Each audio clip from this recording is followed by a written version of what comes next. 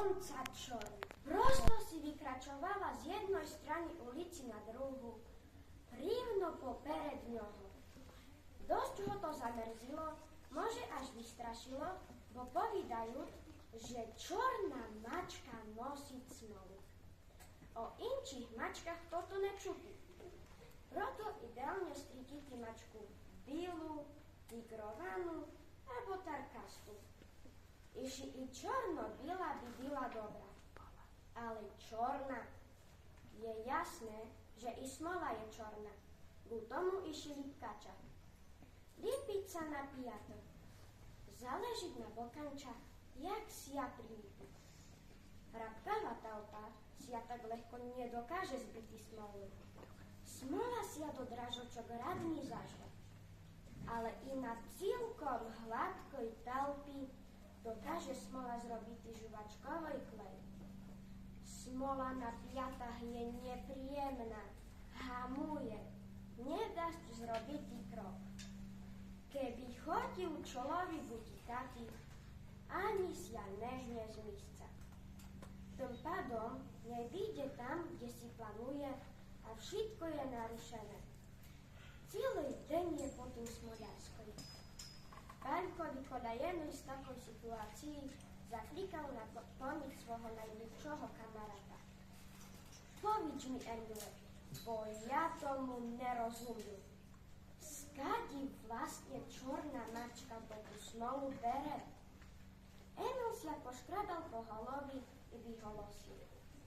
Dumám si, že isto tak kde spoza rohu pozoruje, jak dražníci kladú smolu na dráhu.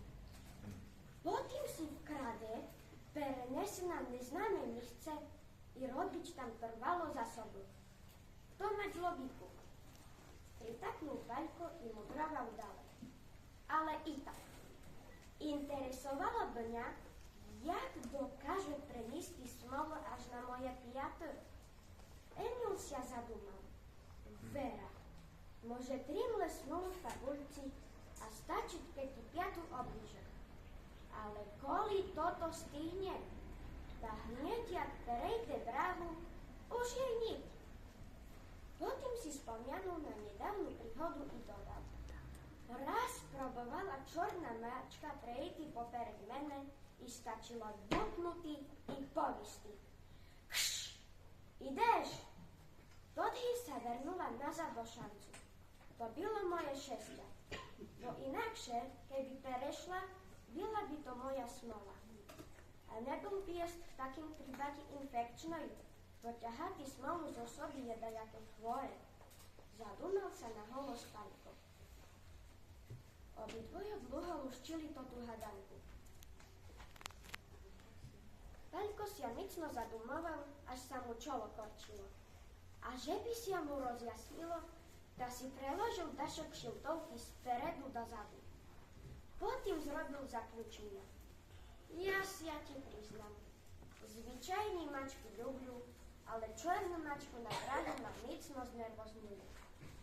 Jak dumam, tak dumam. Na každý problém musí jestvovať riešenia.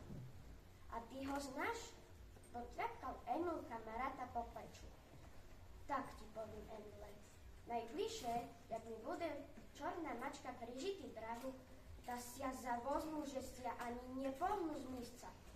Todhy nemať šancu prinesti smolu až na moje piato.